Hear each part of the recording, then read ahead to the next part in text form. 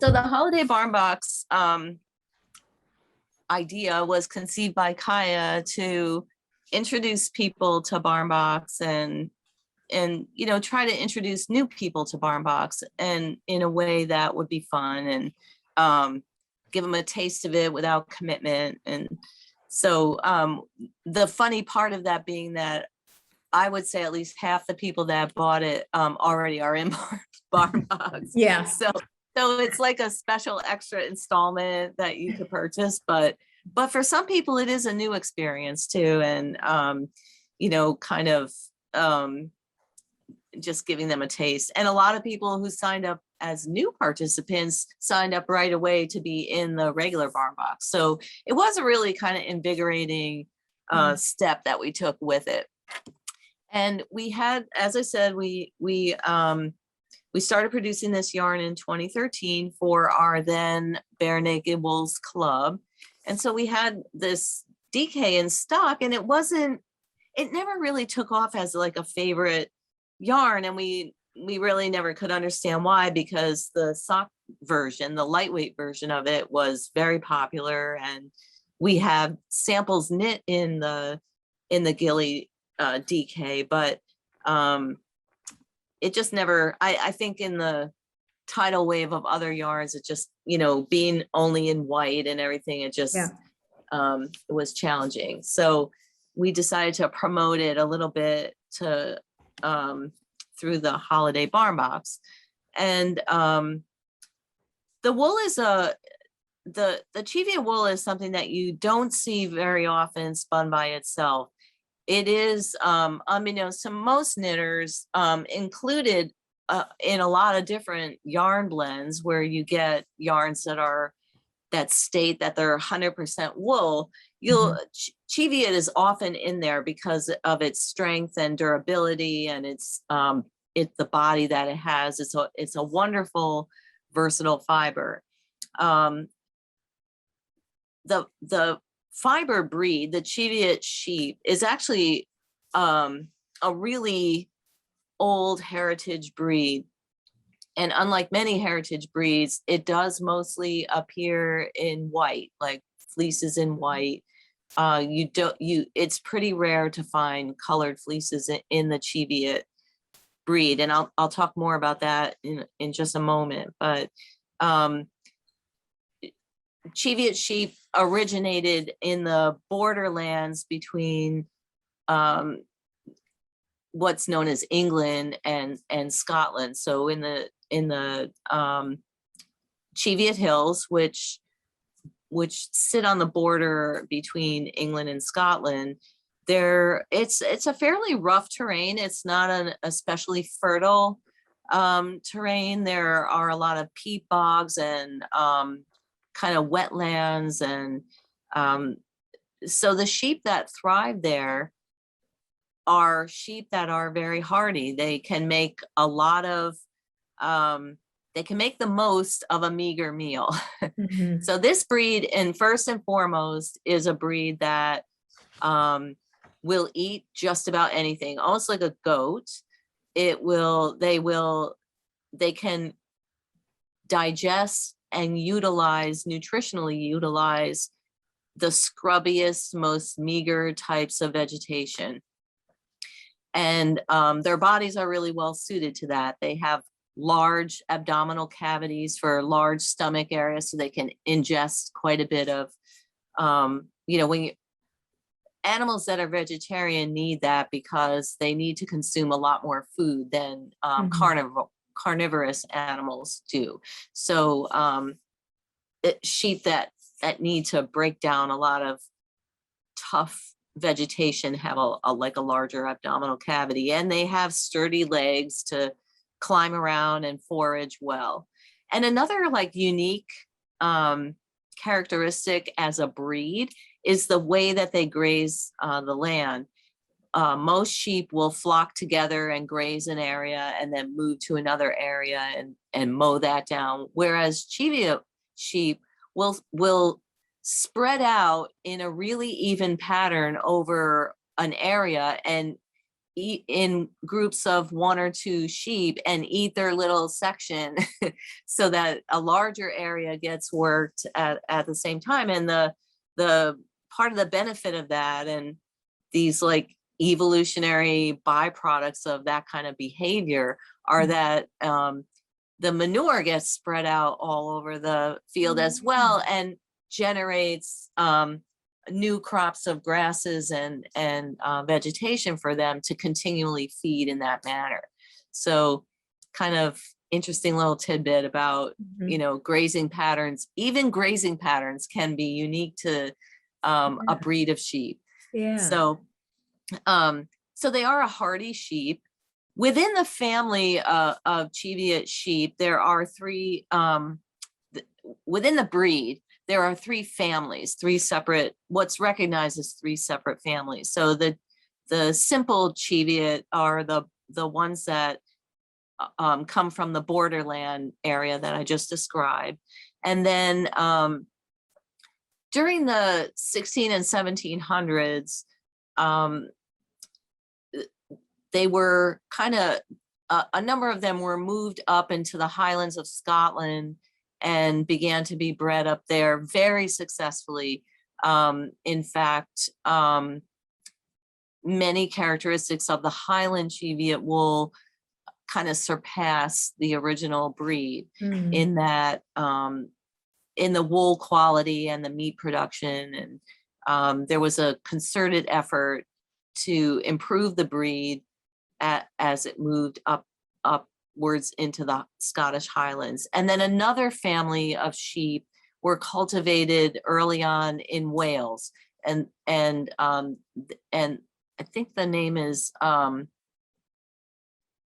now I forgot it. I had it right on the tip of my tongue. They're actually called like a different name, but they are a Cheviot sheep, and they are recognized within the breed. And those are the ones that that were cultivated in Wales, where you see a little bit more colored fleeces among flocks. So there have been attempts over time to introduce, as with many different sheep, to introduce other breeds on top of the Cheviot wool to try to improve it. Like Lincoln is a common, you know, cross that breeders will work with, you know, in creating new and better sheep breeds to improve the breed. But unlike almost any other sheep, crossbreeding did not improve the Cheviot breed.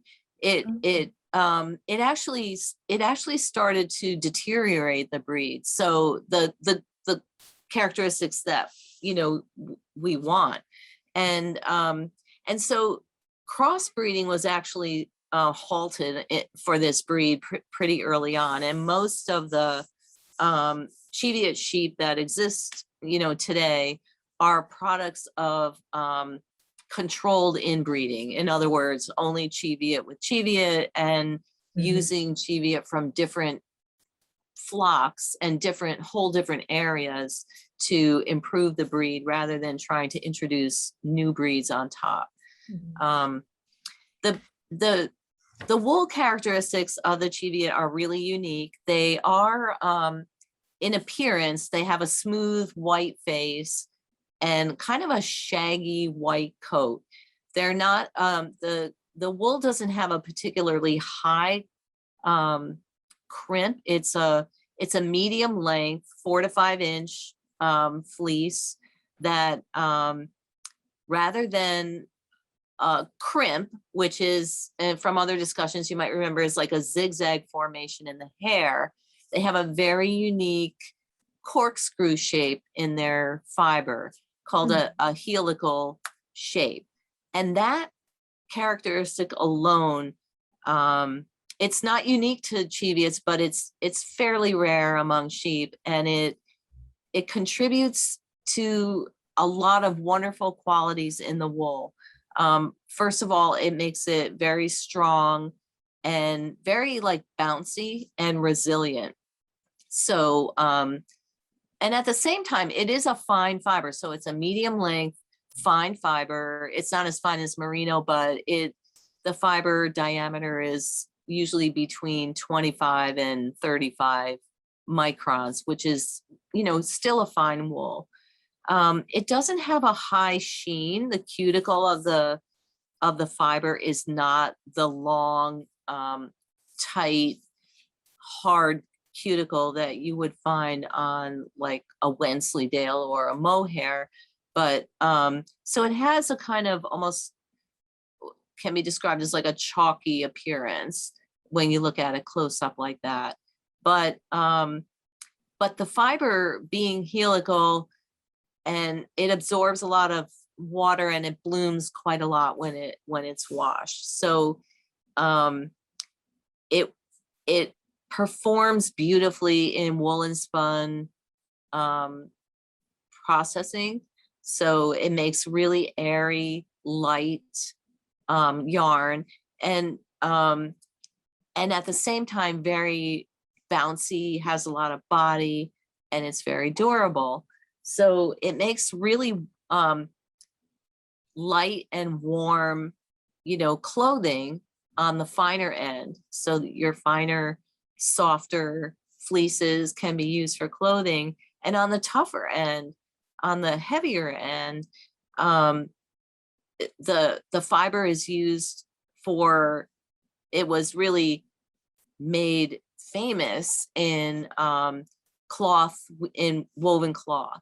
So the very, very coarse Cheviot wool is used for upholstery fabrics, and it was actually really, what do I want to say, it put to famous use in car upholsteries when, it predates the automobile by several centuries, but once automobiles began to be produced, this was the wool that they turned to for car seat covers and things like that. So it really, the wool can be used for anything from ranging from soft clothing to car upholstery, but most famously cultivated to weave the famous Harris tweeds. The Cheviot sheep was basically responsible for the cultivation of the Scottish wool industry as we know it, in terms of producing the famous tweeds for suits and coats and clothing and upholstery and rugs and all kinds of things. On the softer end, though, the Cheviot wool is also quite famous for being the wool that is highly sought after for knitting kilt hose. So it is your kilt hose fabric. In and of itself, the wool it wears like iron. It's quite washable. It's almost impossible to felt it. It's stretchy and elastic enough to make, good socks that stay up and hold their shape and wear for years. And so it does have a really good reputation for that purpose. I'm trying to think there of any other little factoids. I did write an extensive chapter about the Cheviot sheep in the 2013 B&K ebook. So if you've got the ebooks or if you're collecting them one by one, there are tons and tons more facts about the sheep themselves in that chapter. And I just reread it this morning, and it's really quite, informative. As when we were introduced to the fiber, we were introduced to it through our mill in upstate New York. The fiber for the run of yarn that everyone received in Barn Box came from a single farm in central New York State. It's they've been breeding these sheep there for years, and he's got just a wonderful flock. I think he's got about 150 sheep. So that's, and each sheep produces, 8 to 10 pounds of wool. So that's 1,500 pounds of wool every year. So that's pretty good. Yeah. They're not all, all the fleeces aren't usable, of course, but the sheep are very hardy. As I said before, they're easy to raise. They readily produce, twins and singles alike. And the babies thrive really well and grow really fast. Even if they are twins, they grow as fast as single lambs. And so they are an easy sheep to raise. The wool, as I said before, the wool is by and large, whatever you find is going to be white. Now with the emphasis in the United States on, we value colored wool here, and we have quite a pretty good market for it. So I'd have to check back with our mill to find out if we'd have access to some colored wool if we wanted to do this yarn again. I don't know that. But most of it is going to be white. Cheviot sheep were brought here first in the mid 1800s from the Cheviot Hills region. So the simple Cheviot was imported here in the mid 1800s, and then in the mid 1900s, 1944 was the year that that Highland Cheviots were brought to the U.S. And so we do have both kinds here, and they're raised throughout the United States. It is, as I said, a staple wool for blending and supporting other fibers in sturdy wool yarns. And it's an easy fiber for mills to deal with. It's easy to spin. It cleans up well, and it's strong. So adding it to merino blends or softer fibers will add that strength that you want to a wool yarn. It doesn't pill very easily at all. Now our yarn, we went with a 3-ply construction with this yarn.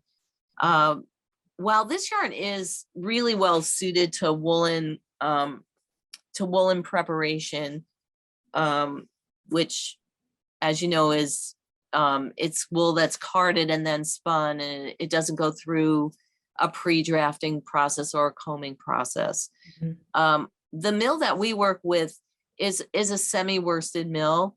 Or at the time it was only a semi-worsted mill. Now they're doing also worsted yarns there. So so they did spin this semi-worsted, meaning that they carded it and then they pin drafted it several times to remove vegetation and make the fiber smoother, and then prepared it as a 3-ply construction.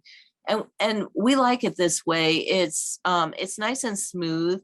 It cuts down on the perception of scratchiness in the yarn. Woolen spun yarns can be, because they're fuzzier, they can have what many people describe as a scratchy feeling. And so this yarn is slightly less airy than a woolen spun yarn might be, but not as dense as a worsted yarn. It kind of has a nice medium density to it.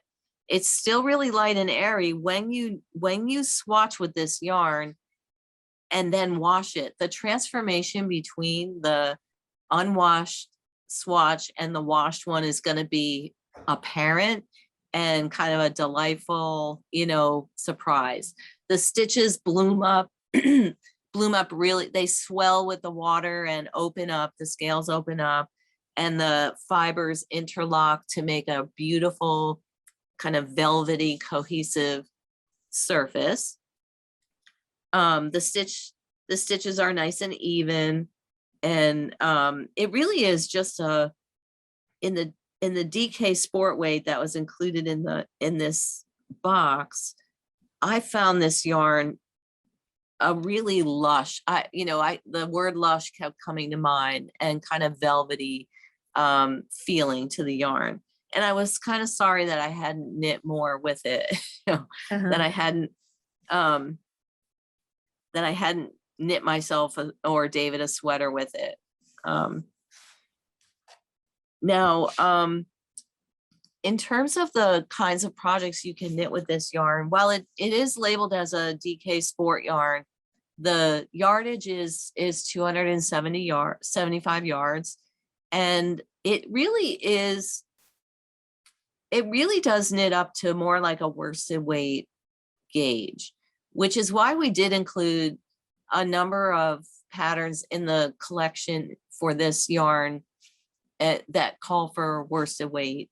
It's a quite heavy DK Sport or a light worsted, and because of its stiffness and body, it really does feel like a worsted when it's knit up.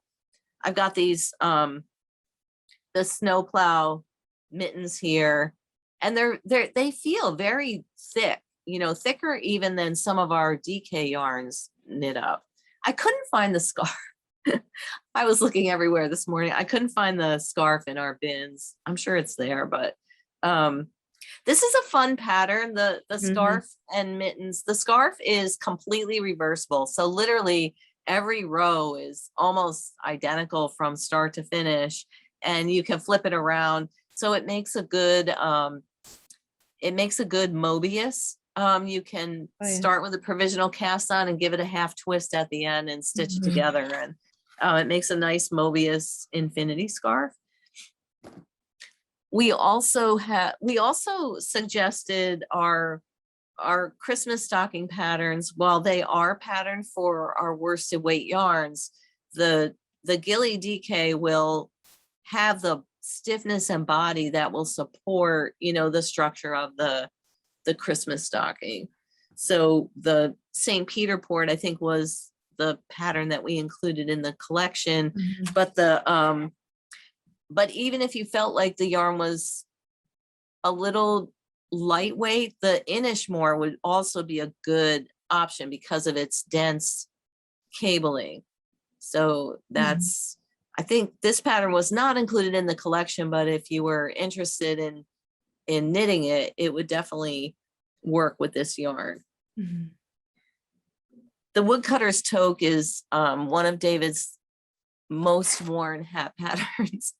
And the pattern it's a little deceptive because the photos for the pattern are in the heavier weight yarn, but the instructions included also, there's a set of instructions for lighter weight yarn. So you can knit that hat with two different yarn weights, and the Gilly DK will work with it.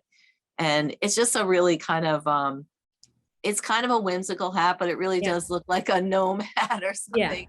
And it's a lot of fun to knit. So there are plenty of selections. I pulled out these lightweight pieces. These were knit with the Gilly in the lightweight yarn. And I just because the DK that you have is heavier, and by nature it's got more body and it's a little stiffer, I just wanted to kind of show these as an example of how fine and light the Cheviot fiber can be. So these were knit with the fingering, the sock yarn that we created, and they're as fluid as any other of our fingering yarns. They're really beautiful. And yet, this piece, for instance, was knit, I don't know how many years ago, at least 7 or 8 years ago, and it's only been blocked the one time. Oh my gosh. I know the edges are as straight, and the lace is as open as it ever was. It just holds its blocking so beautifully. And this makes me want to have it spun all over again, really. It just makes me think, like, I don't know how many other companies even have a yarn like this. And then this one is it's the patterns from the kilt hose that we had that we offered in the chapter. And it's just all knit purl patterns. You can see how beautiful the stitch definition is. Let me see if I can kind of hold it. Yeah. You can see how it pops. Mm-hmm. It's really beautiful. And yet it's very soft and cuddly, and it ruffles well too. I mean, it can do really anything you want it to do. So it's probably something you can't see very well here, but when I hold it up, you can see the bloom on top of the fiber. Let me hold it in front of this dart. Mm-hmm. You can see those fibers, they're actually curling in circles. Yeah. That's that helix kind of coming to life as it blooms out of the fabric. So that's our Cheviot wool. Any questions from anybody? I miss having a bigger group. Yeah, I'm guessing it's not considered a rare breed or an endangered breed. No, it's not a rare breed at all. It actually propagates itself really well, and it's like I said, an easy to raise. It's not a wild sheep. It's not like the Shetland where out in the wilds of the Shetland Islands, those sheep are harder to keep track of and somewhat harder to raise. But it is a heritage breed. So it is an old breed that developed naturally, that was kind of herded and controlled somewhat, but the provenance of it goes back as far as we've been really looking at these things.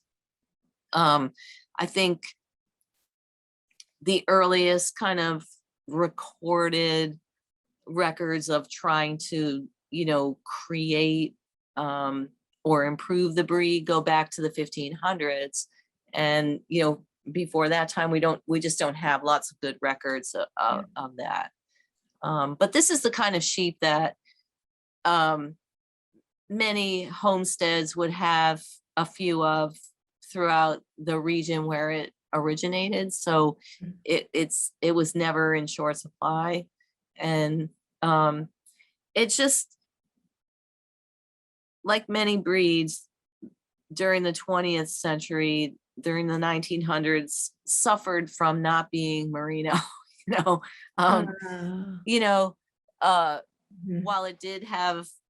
the breed did have industrial use and application, the use of it or the highlighting of it for clothing and knitting kind of got dissolved, which is unfortunate. It's not like people actively got rid of these sheep. They just didn't, for many, many reasons, there wasn't a lot of value put on it. Like the only thing that really, for many years, the only thing you could sell this fiber for was upholstery and hard wearing tweed fabrics, and for those purposes it didn't pay very well.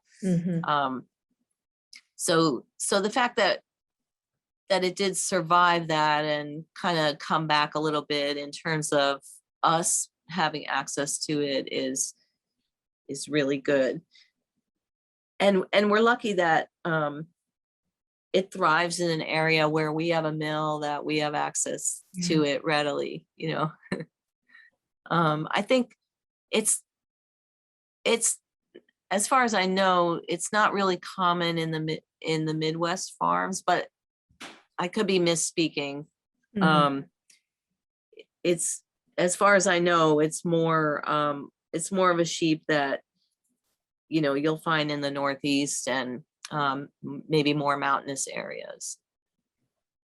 Like I said, it doesn't crossbreed well with other sheep, so that's another consideration. People that have Cheviot, and or they have Cheviot and they have other flocks, but they don't mix them.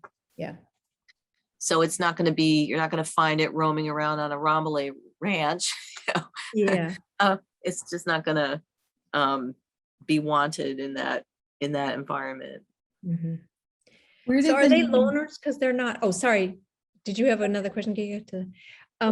So if they're only feeding, grazing with, one others or whatever, are they kind of nomadish? Like they don't need their You know, like they just love to stick together. Yeah, I think probably they do. You know, sheep are a flocking animal, and they probably, you know, for traveling and sleeping and bedding down, I'm sure they do. It's their feeding pattern that, and actually they are all working together when they do that. Right. So the point of I guess what I was getting at before, the point of doing that was for the good of the herd. They disperse more evenly rather than all, you know, eating in the same spot. And it's not like they decided that. It's just that the survival of the fittest. It was instinct. Dispersing during feeding time was beneficial for the breed, and it kind of propagated it. That behavior propagates itself. So but in doing that, they are working together. So you can think of it that way. Thanks. I was curious where the name Gilly came from. It comes from the shoes, you know. So the idea of using this yarn was to knit socks and kilt hose, and that was the main project of the chapter. And Gilly is the name of the shoe that pipers and dancers and military people wear. So Highland dancers wear a more delicate version of this shoe, and it's a Gilly shoe is a soft leather shoe. It doesn't have a tongue. So the kilt hose, the appearance of the kilt hose is important because it's a background for the lacing of the Gilly shoe. And if you have that book and you go through the chapter, we did a lot of photos. Our friend Helena actually did Highland dancing when she was younger, and so she got dressed up in her kilt and her gillies and her and made a little video with David of doing a little Highland fling. And How cool. Another cool thing about the book chapter, and you don't have to buy the book to see this, but we did a whole photo. We went to the mill. We were going on a mill visit to look at a couple different yarns, because the mill is actually not very far from where my mom lives. So one of our visits to my mom, we took a trip up to the mill. It's about an hour from where she lives. And I was going to look at some samples of a few different yarns. The Kent was one of them. And when we got there, they had the whole mill set up. Every single station had Cheviot wool added. So they had the mill working on the Gilly yarn, and every single station had Cheviot wool going through the machinery at the same time. So they set that up especially for us to be able to take pictures, and we talked to each person at their station and got to do some video there. So we've got a photo essay in the chapter of all the different aspects of the production process.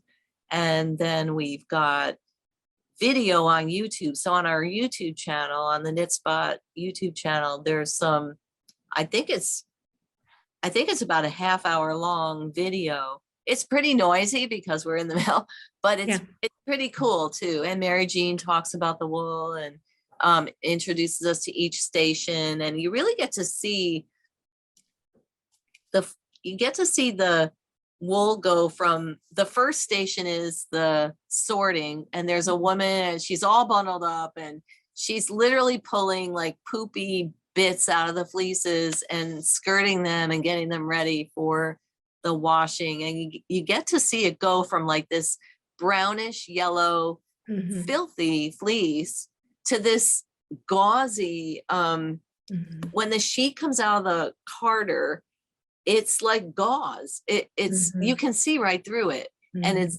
it's like an angel cape. It's so beautiful. And then it gets spun, and they've got, you know, skeins drying and everything. I mean, it was really phenomenal effort for them to make that happen. And that's why we love our millers so much. And it's a demonstration of how when we make yarn, when most companies make yarn, they buy the wool, they send it like to Texas to be scoured, and then it goes to like Wisconsin to be combed, or, you know, wherever. It goes all over the United States for different things, and every facility is responsible only for one step, and they're not really thinking about maintaining the integrity of the wool for the next person. I mean, they try, but it's not really their main responsibility. When our wool goes from the farm to the mill, all the processing is done in one facility. So they have a lot invested in making sure that it gets sorted properly, it gets washed properly, that at every step of the way, the wool is cared for as best as possible, so that the next step will go smoothly. And so that is really beneficial to us as knitters, because the end product is going to reflect that. You know, it's going to reflect that. I forgot to plug in my. It's going to reflect that all of that care and preserving the best qualities of the wool are going to, all of that is going to take place. And also, you know, any mill that's going to work with wool from start to finish is going to make sure that the starting wool is the best possible. So, you know, no one wants to put crap through their spinning equipment. It's just a headache to do that. And so they have a lot invested in sourcing, you know, the best quality that they can as well. So also, most of the mills that we work with 3 or 4, and almost all of them are run by people who knit or weave or spin themselves. And so they want to produce a product that they would want to use. So all of that goes into all of our yarns, but you can really see it in this particular chapter, in this particular yarn, through the documentation that we've done with it. Yeah. That's really cool. Yeah. Any other questions? Mary, are you there? She's muted, but any other questions before we close? Or no, you did an excellent job. Great.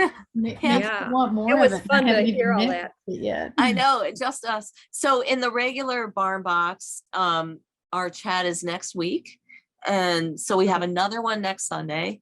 I think that's right. Wait a minute, it might be the 20. I don't think I've gotten anything yet.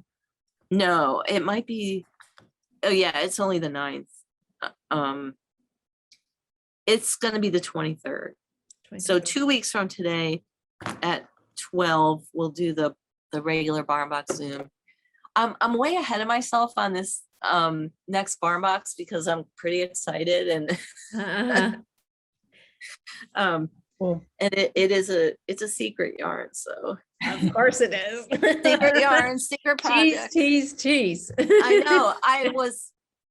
I've been so mixed up between this one and that one that I was in my head preparing those. I was preparing everything about those for today, and you know, crazy. Yeah. So have you started shipping the new barn box yet, or it's? Oh yeah. Okay, if you need something else to do. Yeah. Let me just. The international ones went out earlier this week, but let me just move things around here. But this is the domestic shipment that's heading out tomorrow. Nice. Yay. Yeah. Yep. That's exciting. Yeah. Anyway, oops. I was beginning to appreciate, when I think of all these little details, how much goes into what you do. It's just phenomenal. Yeah. Really, I mean, one of the reasons we had to kind of stop doing we had to reinvent the club was that the production of the ebook and everything was just so you know, time consuming. And not that I don't love doing it. I still do all the research and all of that, but we just didn't have enough hands on deck to to manage from producing all the different parts. It was so much of it was falling in my lap that, you know, kind of cuts down on design work. Oh, see, here's Jackie. Yeah. Huh. And anyway, so hi, Jackie. Yeah, I'm really wondering what were you going to say, Kika? I actually have a knitting question. I think it's a pretty quick one. I'm doing the short row heel on this Dolomite sock.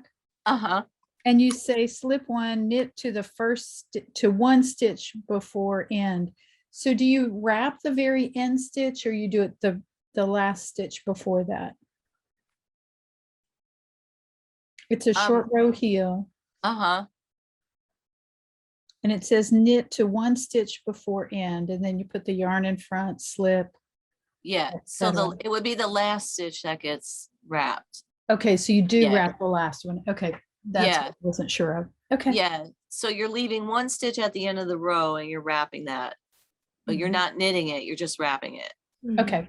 Yeah, I didn't know. A lot of times when you do that kind of thing, it's before the last stitch. So I just didn't know. Okay, that's good. Thank you. You're welcome. I didn't want to get to the end of the short row and figure out I have that, you know, the whole heel. And and if you have a preferred short row method that you like, you can do your own, you know. I'm going on my faith in Anne Hanson. I've only done one or two short row heels before, and it was not my favorite experience. So I'm gonna try it. I'm not afraid of new techniques. I love new techniques, but it's after all these years, I have found the ones that work best for me. And so, but periodically I'll try something else just to see. So when I was designing those forbidden fruit socks, I tried a new short row heel. And it wasn't easier to work, or I just didn't like it. You know, it created kind of a thickness at the short row part that I didn't care for. So I went back to my usual. I think that's what you talked about in the barn box for this yarn. So when do you choose a short row heel over a flap? Usually in the design. Well, first of all, for that sock, I wanted it to be very dressy and sleek in that forbidden fruit. Or if the stitch pattern is not dividable, it makes more sense to just when you split the leg in half to do the short row heel, it's just half the stitches and you just do the short rows. It's easier than figuring out the where it needs to begin and end with the pattern. If that makes sense. Yeah. Thank you. I appreciate knowing that, because I can tell that you have a lot of intention and decision making behind your pattern. So I was just curious about with the socks. Like I use a lot of surface patterning in all my knits and even in the socks. So when you get to the heel, the pattern needs to be centered over the heel, and it needs to be centered for every one of however many sizes it is. So for some patterns that's easier than others. Yeah, I got that. If you pick a pattern that has like a 7-stitch repeat or a 9-stitch repeat, it's like, oh, what did I do that for? You know? I know. I love the ones that are like 12 and you can put them on your needles. And the short row heel works a little bit better for that. You know? Okay. That's good to know. It's good to know that every now and then you keep it simpler for yourself. and for you. Yeah, for sure. Sure, I appreciate that too. Thanks for answering that. Oh, you're welcome. Anybody else have any questions or comments or anything they want to ask about? So I hope for anyone, well, there's only 5 of us, but for anyone here who might be, this holiday box might be new, I hope you'll consider joining us ongoing. It's a lot of fun, and it's fun. It's great fun. Yeah, we really make an effort to give everybody a new and exciting experience every installment. So. I always learn something new, and I always get inspired It just makes me want to spend all my time knitting. Yeah, it makes me want to spend all my time researching sheep. Yeah, yeah. Yeah, Which I is- really like it. which is one of my favorite things. And I'm gonna be having to do that more because we're gonna need to start reaching further afield for sheep experiences, I think. I have to, and if any of you who like Geeka, I know you've done a lot of fiber work, and Jean, you seem to have a really good background too. I mean, if you ever have a suggestion or of a fiber you'd like to see, don't be shy about asking. Or if you hear something that you think I might be interested in, Geeka sends me links every once in a while to block information, and Have you ever looked at the churro sheep?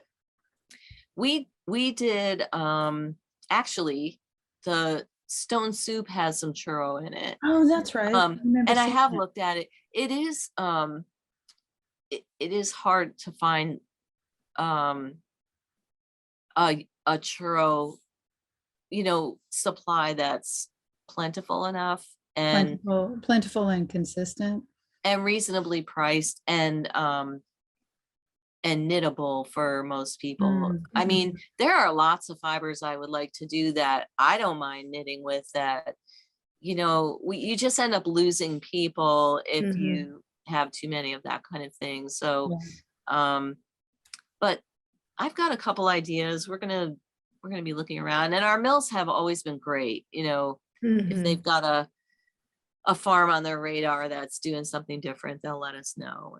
That's cool. That's cool. Yeah. Like we really stumbled into it with the fin fiber. I had been really looking for years for quantities of fin to do in a club shipment, and we finally found one in the Midwest. And then we just happened to ask our other mill if they knew anybody, and they're like, "Oh, we have two farms. We have two farms." Like just out of nowhere. And they have all the colors, and they're really cool people, and you just never know. Yeah. So, all right, I'm gonna sign off and go about my Thank day. you so much. This was Thanks so much. This was good. Thank you. All right. Sorry for everyone who missed it. Yeah. See you Wednesday. Good to see you. Bye-bye.